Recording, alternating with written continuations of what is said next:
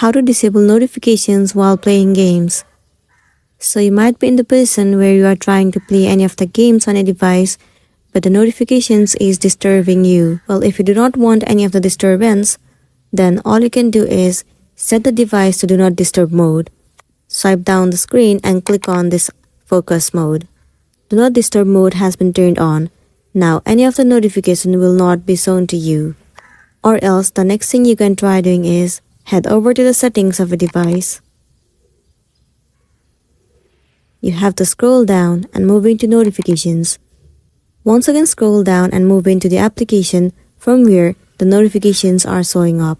Simply turn off the notifications. Likewise, do the same process for other applications as well, and then you'll be good to go. So that's the end of the video. If this video helped you, give it a like and check out our next tutorial. Thank you.